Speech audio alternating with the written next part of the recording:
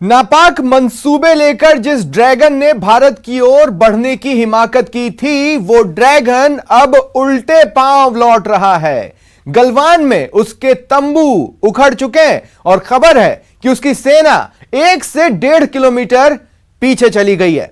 नमस्कार, स्वागत है आप सभी का। आपके साथ मैं हूं स्वप्निल। आज हम अपने इस खास कार्यक्रम में ड्रैगन के उल्टे पांव लौटने की ही कहानी दिखाने जा रहे हैं। साथ ही यह भी बताने वाले हैं कि क्यों उखड़ गए मोर्चे पर से ड्रैगन के तंबू। तो चलिए शुरू करते हैं आज का यह खास शो, बैकफुट पर ड्रैगन।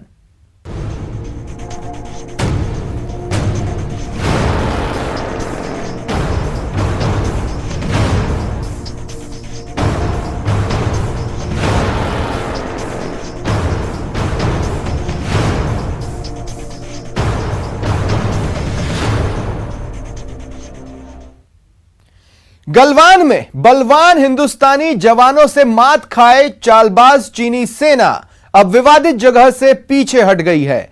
सूत्रों के हवाले से जो खबर है, चीनी जवान यहां से अपने साजो सामान भी समेटने में लग गए हैं। एलएसी पर अपनी हेकड़ी दिखाने वाला चीन अब नरम रुख अख्तियार करता हुआ नजर आ रहा है। सूत्रों के हवाले से जो खबरें सामने आ रही है, उसके मुताबिक एलएसी पर पेट्रोलिंग पॉइंट 14 से चीनी सेना 1.5 किलोमीटर पीछे हट गई है। इसके अलावा गोगरा और हॉट स्प्रिंग इलाके से भी चीनी सेना पीछे हटती दिख रही है।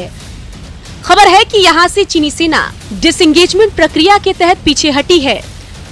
सूत्रों से खबर है कि दोनों देशों के आर्मी अफसरों के बीच लगातार हो रही बातचीत में सेना पीछे हटाने पर सहमति बनी थी, जिसके बाद सेनाएं मौजूदा स्थान से पीछे हटी है। गलवान घाटी के पास अब बफर जोन बनाया गया है ताकि किसी तरह की हिंसा की घटना फिर न हो।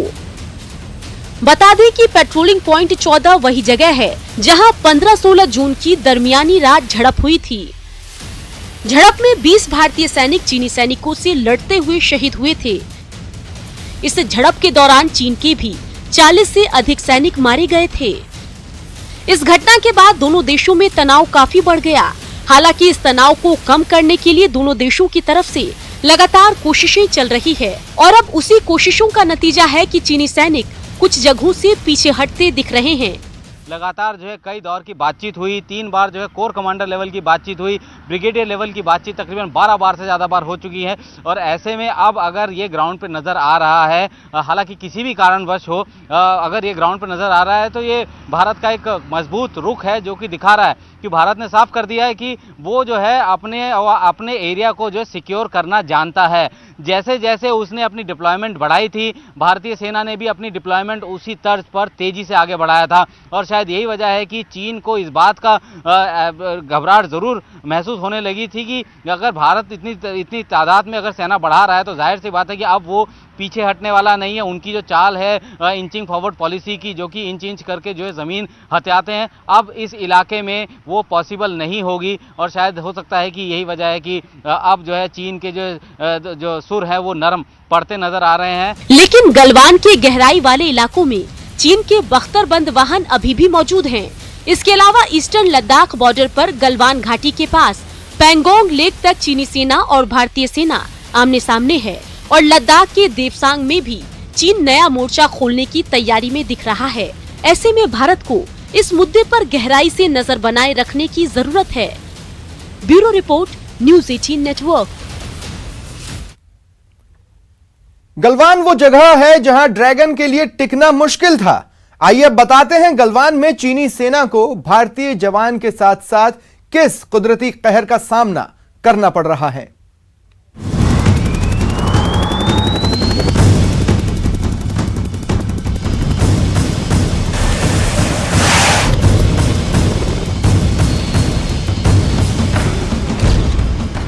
गलवान घाटी में भारत से उलझकर फंस गया चीन।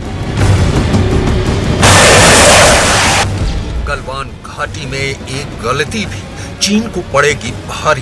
भारत माता की वंदे।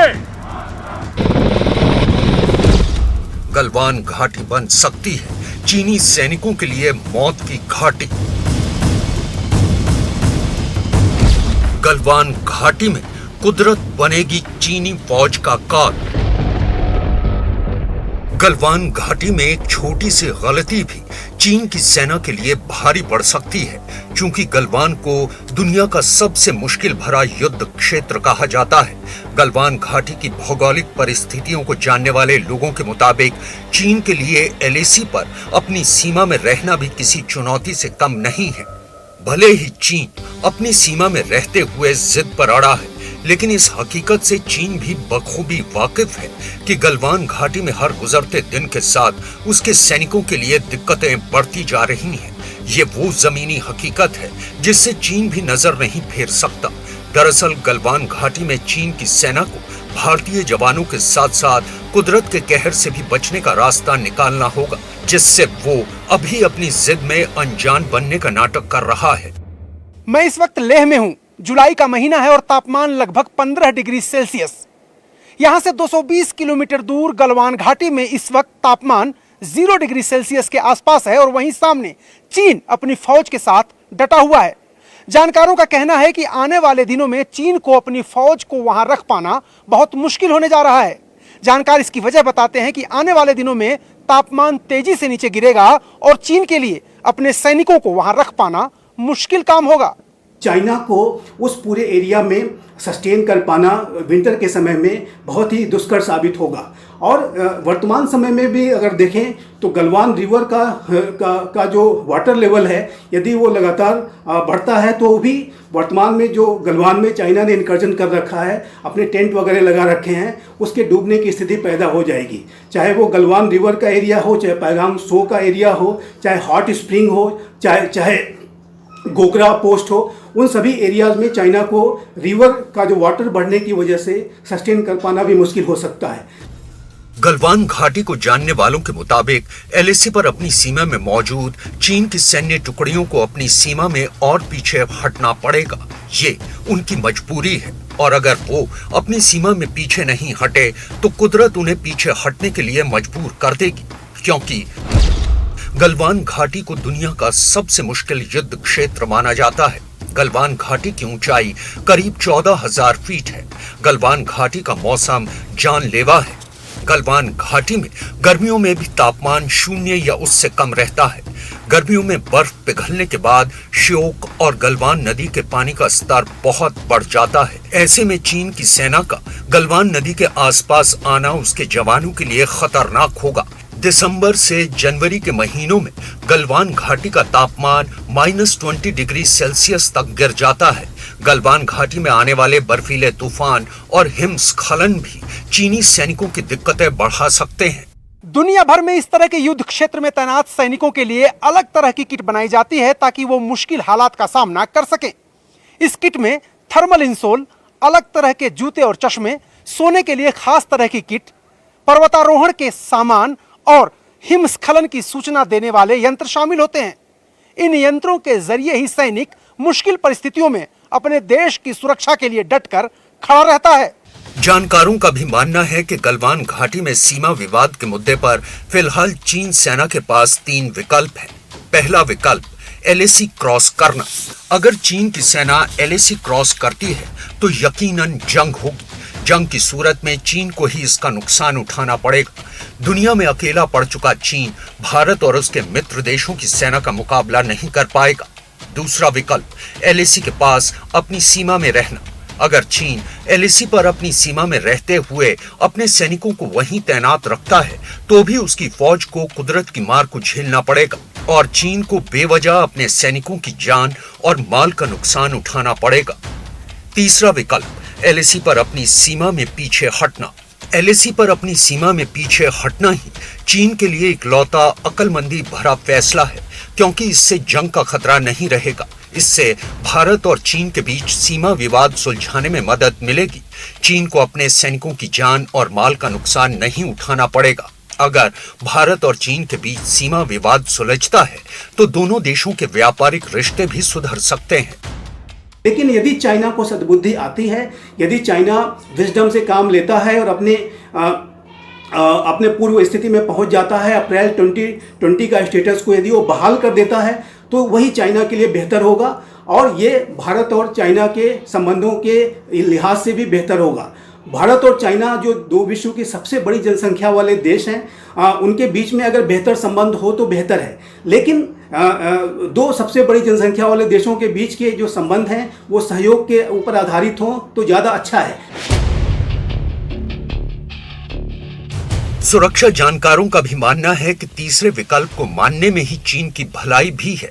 इस एक अकलमंदी भरे फैसले की बदौलत वो दुनिया में अपनी गिरती साख और बदनाम होती जा रही छवि को सुधार सकता है। और अगर चीन इन खतरों को जानते हुए भी अपनी जिद पर अड़ा रहता है तो आने वाले वक्त में उसे इसका खमियाजा उठाने के लिए भी तैयार रहना चाहिए और इसका जिम्मेदार कोई और नहीं बल्कि चीन खुद होगा। अरे लामाओं की तपोभूमि है ये, वीरों की ये रणभूमि है ये, लामाओं की तपोभूमि है ये, वीरों की रणभूमि है ये। भारत का सरताज है, भारत का सरताज है, भारत का सरताज है, यूटी लद्दाख पाप पराजय यहाँ पे होता है, धर्म विजय यहाँ पे होता है।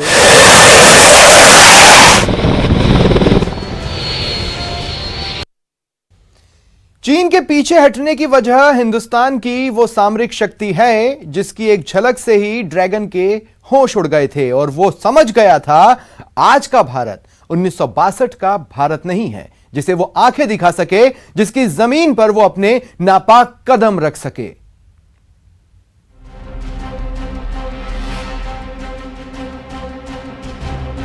वीर अपने शस्त्र की ताकत से ही धरती की, मातृभूमि की रक्षा करते हैं।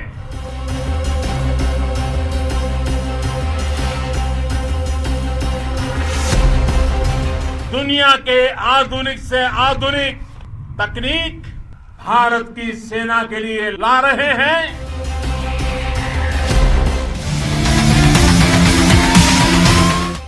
बादलों के बीच मिग की ये गर्जना सुनकर चीन कांप उठा।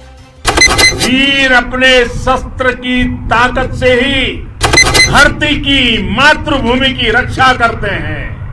ये धरती वीर भोग्या है।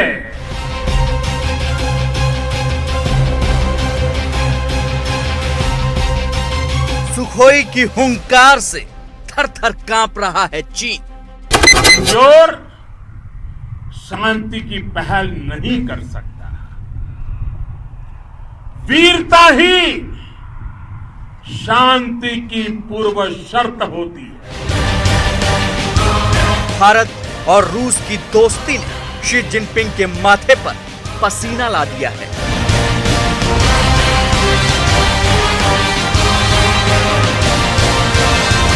पूरे विश्व ने विस्तारवाद के खिलाफ मन बना लिया है। आज विश्व विकासवाद को समर्पित है। चीन के पाखंड को खंड खंड करने के लिए भारत अब एक ऐसी तैयारी कर रहा है जिसे देखकर दुनिया में भूमाफिया के नाम से चर्चित हो चुका चीन सहम उठा है। विस्तारवाद ने ही मानवता का सबसे ज्यादा हित किया, मानवता को विनाश करने का प्रयास किया। विस्तारवाद का युग समाप्त हो चुका है। ये युग विकासवाद का है। भारत और रूस के बीच जिस रक्षा सौदे को अंजाम दिया गया है उसने चीन के राष्ट्रपति शी जिनपिंग की रातों की नींद उड़ा दी है। यानी अगर चीन अपनी करतूतों से बाज नहीं आता तो इतना तय है कि उसकी किसी भी गलती पर भारत मुंह तोड़ जवाब देने के लिए तैयार हो चुका है। दरअसल जिस रक्षा सौदे ने चीन की चिंता को बढ़ाया है वो भारत की सैन्य ताकत को कई गुना बढ़ाने वाला है।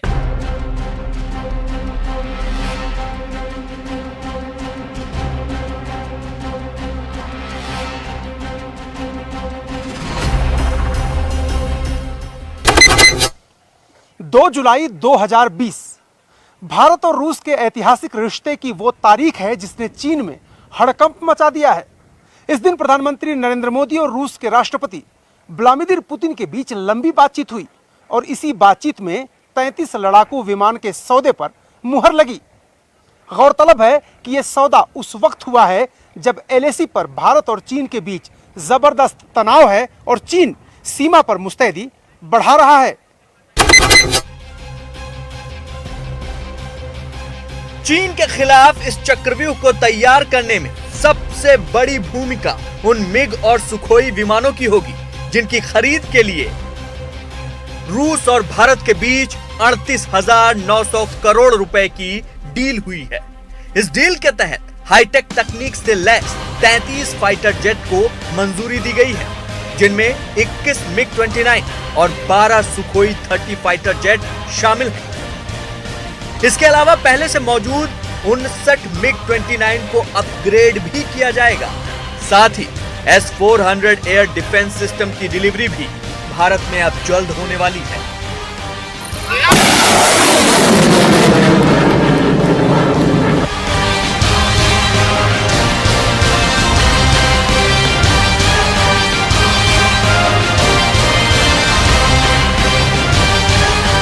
इसके अलावा रक्षा खरीद परिषद की बैठक में 248 BVR मिसाइल सिस्टम की खरीद को भी मंजूरी दी गई है। हवा से हवा में लड़ाई में सक्षम ये मिसाइल सिस्टम सुपरसोनिक विमानों से मुकाबला कर सकते हैं और दिन हो या रात दुश्मन के ठिकानों को तबाह कर सकते हैं। इतना ही नहीं, पिनाका मिसाइल सिस्टम के साथ ही लंबी दूरी तक मारक क्षमता वाले मिसाइल सिस्टम की खरीद को भी मंजूरी मिल चुकी है। इन मिसाइलों की मारक क्षमता 1000 किलोमीटर है। दरअसल चीन कोरोना वायरस की वजह से पहले ही पूरी दुनिया के निशाने पर है। इस बीच गलवान घाटी में भारतीय सैनिकों के साथ जिस धोखे को अंजाम दिया गया, उसने भी चीन को दुनिया के निशाने पर ला दिया है। ये एक बड़ी वजह है कि चीन को सबक सिखाने के लिए दुनिया के तमाम देश भारत के साथ एक मंच पर आ गए हैं। लेकिन पीएम मोदी का नया भारत अब चीन को उसी की भाषा में जवाब देने की तैयारी कर चुका है। भारत माता की वंदे वंदे। और ये हमारी पहचान है। हम वो लोग हैं जो बांसुरी धारी कृष्ण की पूजा करते हैं, तो हम वही लोग हैं जो सुदर्शन चक्रधारी कृष्ण को भी आदर्श मान करके चलते हैं। गलवान घाटी की घटना के बाद भारत और चीन के बीच किस तरह के हालात हैं, ये दुनिया से छिपे नहीं है। दोनों देशों के बीच लगातार बनी इस अस्थिरता के बीच रूस ने अपने बेहद पुराने दोस्त भारत का साथ देने की ठानी है। देश के प्रधानमंत्री नरेंद्र मोदी और रूस के राष्ट्रपति व्लादिमीर पुतिन के बीच पहले तो फोन पर एक लंबी बात हुई, उसके बाद एक ऐसे बड़े रक्षा करार पर मुहर लगी जिसकी वजह से दूसरे देशों की सरहद पर अतिक्रमण करने वाले चीन की चिंताएं कई गुना बढ़ गई हैं। चीन के लिए सिर्फ चिंता का विषय नहीं, लेकिन खतरा का घंटी बजा रही है और चीन इसीलिए चिंतित है। लेकिन चीन को चिंतित नहीं, चीन को खतरा महसूस करना चाहिए, क्योंकि भारत की सैन्य शक्ति, भारत का कॉम्बैट पोटेंशियल इन हथियारों के साथ बहुत ज्यादा बढ़ जाएगा और चीन को सोचना पड़ेगा कि क्या वो भारत के साथ मुकाबला कर सकता है या नहीं। ये भी समझना जरूरी है कि भारत और रूस के बीच हुई इस बेहद बड़ी रक्षा डील का असर किस हद तक भारत के डिफेंस सिस्टम को आगे ले जाने वाला है।